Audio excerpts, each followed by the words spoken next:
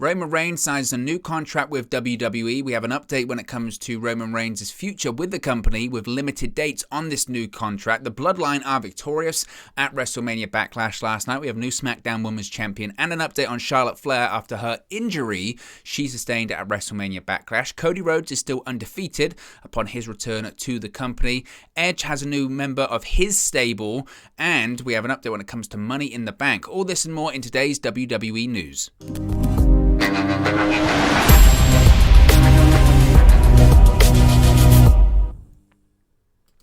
Hey guys, welcome back to Wrestling News 365. Hope everyone is doing very well. As always, there are plenty of news stories to get into in the world of WWE. So let's start off talking about Roman Reigns. Now, Reigns sent the old tongues a-wagging this past weekend when he cut his promo after a live event. It was in New Jersey, and he indicated he didn't know when he was going to be back to the city again.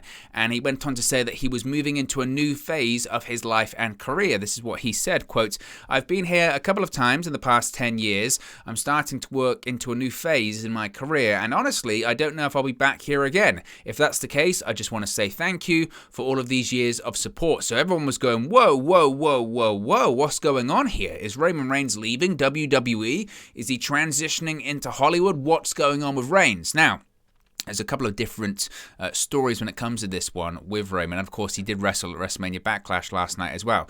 In an update from Fightful, this came right after this promo happened at the weekend. One source backstage in WWE is saying that Roman Reigns is still heavily figured into creative plans for, quote, the foreseeable future, and they don't see him leaving anytime soon. Producers, staff, and higher-ups in the company have not been informed of any upcoming extended absences for Roman Reigns. Another source reported to Fightful that Roman has been, quote, accommodated and incentivized to keep WWE at the top of his priority list as they continue building WWE programming around him, basically saying they've paid him a lot of money, they've told him he's the guy, so he's going to stick around.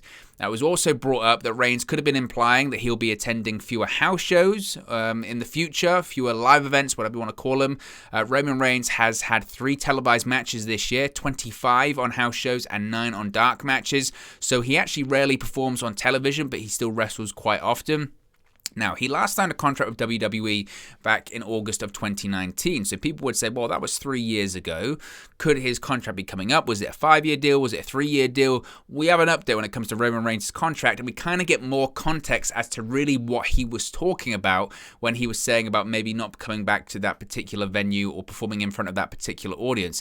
Reigns has indeed actually signed a brand new contract with WWE, which will see him work fewer dates for the company. This is according to Dave Meltzer on the latest edition of Wrestling Observer Radio. Again, it's Meltzer in WWE, so his track record is spotty at best in recent years.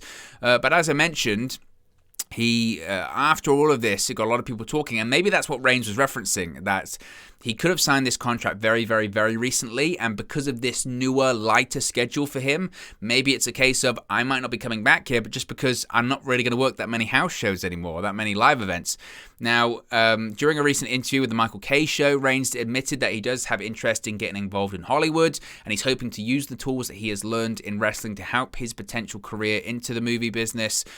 He said, quote, "We will have to see. I think there's going to be some moves made here pretty soon. There's always speculation and contract talks. All that question of it is my business. People who can dive deep enough, I'm sure they can turn enough stones to figure out the time frame." So he was playing very coy with it all. But Reigns, in terms of WWE programming, in terms of him being on SmackDown or whatever, he's not going anywhere anytime soon. And I think a lot of people were chatting over the weekend primarily because if Roman Reigns decides tomorrow that he doesn't want to wrestle anymore, not that he can because he is contracted to WWE, but if he decided, I'm going to retire, I don't want to do this anymore, WWE would be screwed because they've literally got no one else. Now, you can talk about various reasons as to why. You could say, well, the reason, and they've got no one else is because they've not built anyone else because they put everything on Roman Reigns. Over the course of the last, 2 to 3 years, they have put every egg they possibly have in the Roman Reigns basket. Everyone has put over Roman Reigns, which is fair. And the point is that if he were to go, and not even if he were just to leave WWE, if he was to get injured, they'd be in a lot of trouble, a significant amount of trouble, WWE.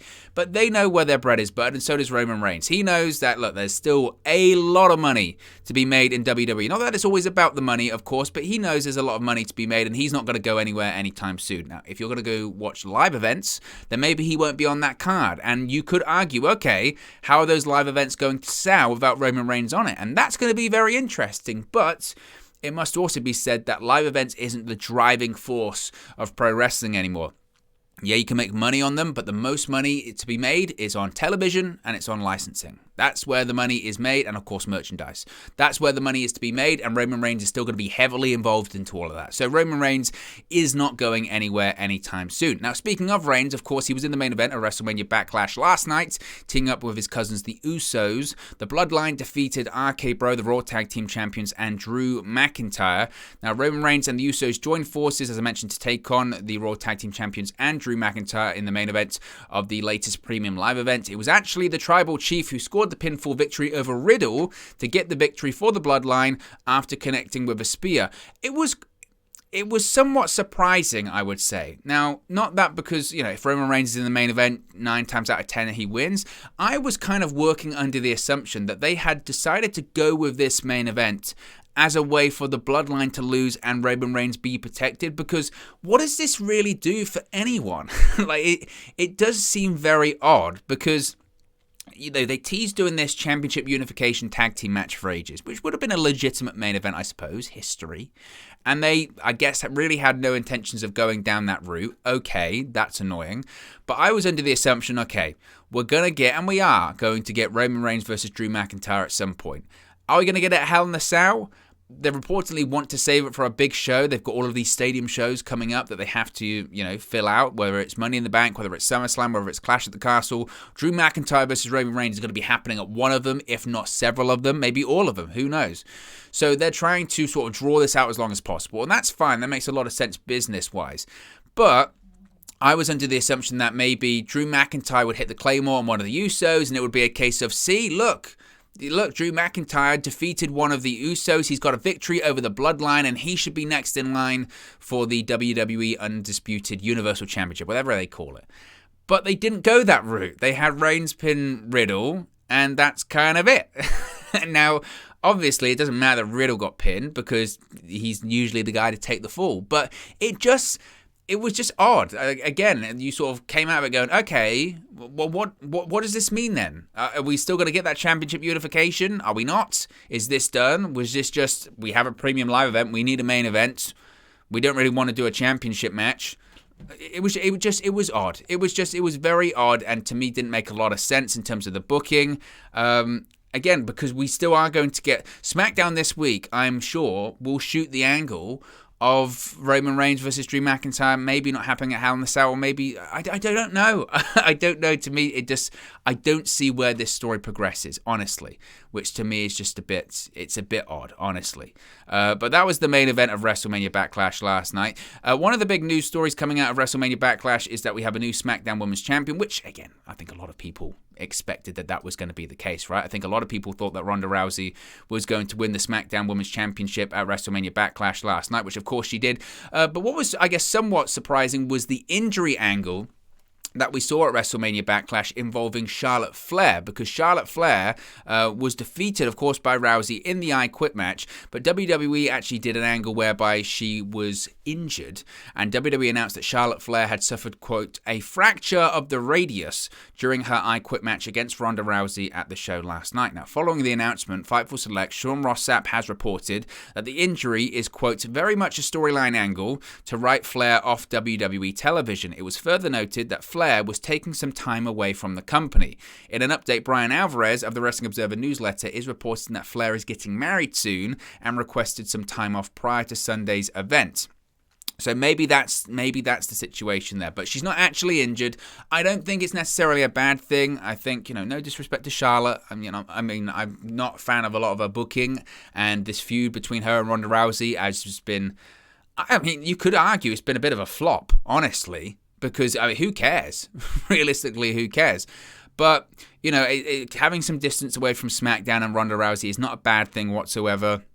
It'll be interesting to see who Rousey goes up against next. Who's she going to defend that title against? I look at the SmackDown roster. I don't know. I don't know. It's light, and that's the problem with the women's division in WWE, is that once you go under those sort of top stars, there is not a lot under the hood. I would be interested in maybe seeing Ronda Rousey versus Sasha Banks. They did that match before. I would be interested in seeing them do that again, especially with these stadium shows coming up. It's an interesting one. I mean, I'm sure we'll get just sort of a random title match that will probably happen at Hell in a Cell or something like that. But there are some big ones that they could possibly do over the summer. I think Sasha Banks is that big one they could possibly do. Of course, Bayley's coming back. We don't know what brand she's going to be on. So maybe it could be Bayley versus Ronda Rousey. That would be an interesting one too. At WrestleMania Backlash last night as well, we saw Cody Rhodes remain undefeated since returning to WWE. Cody Rhodes was able to walk away with his second victory over Seth freaking Rollins at WrestleMania Backlash in the opening match of the Premium Live events. To be honest, it was match of the night for me. Fantastic. And it's one of those situations, isn't it, that if you're not the main event, then you want to open the show. The crowd's red hot. They were red hot. They were into Cody. They were into Seth Rollins. And was it better than their first match at WrestleMania? It's tough to say. It's tough to, because they were very different, in my opinion.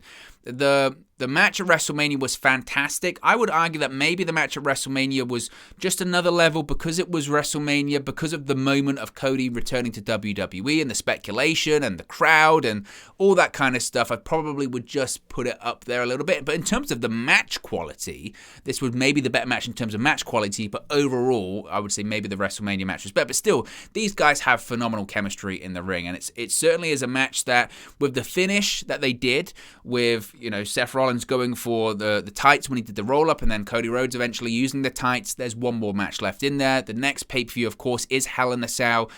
Any good trilogy in WWE history can and should be rounded out in Hell in a Cell. Now, again, I'm not a fan of the Hell in a Cell pay-per-view because I don't think they should force that structure or that match type onto feuds that don't necessarily warrant it. But considering this one, what a perfect way to end that trilogy. The issue is that they're obviously building up Cody Rhodes to be the next WWE champion or the main guy on Monday Night Raw. That's why when they did that report before that Bobby Lashley was the number one babyface on Raw, I was like, well, tell that to whoever's writing the show, because that is not the case, because Cody Rhodes is clearly being positioned as the number one babyface on that show. It's easy to see, and Lashley loses last night. So, yeah, that's not happening.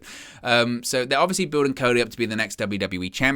So my point being is that when they would inevitably have this third match in the trilogy, possibly inside Hell in a Cell, are they going to have Cody win all three? Or are they going to have Rollins get one back? Usually how these trilogies go in WWE is that it usually goes 2-1, like it did with Edge and Rollins last year. So I don't know. I could see Cody winning all three if they want to build him up, but we could see something maybe slightly different. Maybe they'll have a rematch on Raw in which Seth Rollins might get the victory and Cody gets the final victory at Hell in a Cell. They might do something like that. But it would be, bold of WWE, frankly, because WWE loves 50-50 booking. It would be bold of just, no. 3 straight victories. That's how you put someone over. And Seth Rollins is bulletproof anyway.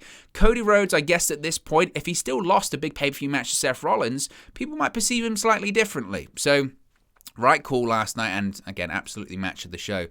Was finally, after weeks of speculation, Rhea Ripley is officially a member of the Judgment Day faction led by Edge, because Edge was able to secure another victory over AJ Styles at WrestleMania Backlash. This time, though, he had the help of the latest member of the Judgment Day faction, that being Rhea Ripley. The former Raw and NXT Women's Champion has joined forces with the Hall of Famer during his match against AJ. Of course, Edge was competing in a rematch from WrestleMania 38, and he once again was the man who had his arm raised at the end of the match. Much like WrestleMania, it was AJ Styles who dominated the contest. The Phenomenal One appeared to have things wrapped up, but as he headed to the top turnbuckle to hit a modified Phenomenal Forearm due to his shoulder injury, it led Damian Priest appearing at ringside despite the fact that he was banned, so that stipulation meant nothing. Now, Edge's right-hand man turned up, but he was... He purposely stood far enough away not to break the rules. Finn Balor then appeared, evening the odds, but Edge had another ace up his sleeve. A masked wrestler pushed AJ Styles off the top rope. This then led to the man who sits on top of the mounting of omnipotence getting the victory. After the match, Edge revealed that Rhea Ripley was indeed underneath the mask. Now again, this has been widely reported and speculated for weeks that there were pictures for Rhea Ripley to be involved, and I'm so glad that it's happened, because good for her to be doing something. You know, Rhea Ripley, she's got the look, she's got the feel, she's got the persona of a star, and going under Edge's wing is exactly, I think, what she needs at this point. And also, we need to get more of this. These big, you know, heel factions or dominant factions or whatever need more female members. So I'm really excited to see what they do with Rhea Ripley in this faction, and this could be a lot of fun. So I'm very interested to see where they go with it.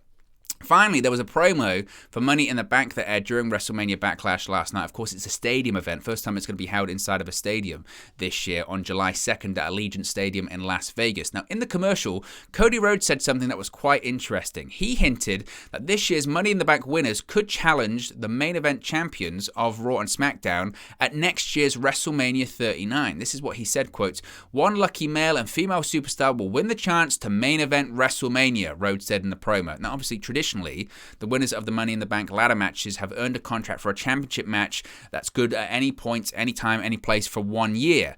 Now, of course, at WrestleMania 31, Seth Rollins became the first superstar in history to cash in his briefcase at the Showcase of Immortals. But, I mean, I saw a lot of people debating this. Ultimately, we don't know. We don't know if this is going to be a thing whereby they're saying if you win it this year, you go into the main event of WrestleMania. My issue with that would be that it makes the Royal Rumble pretty redundant, to be honest.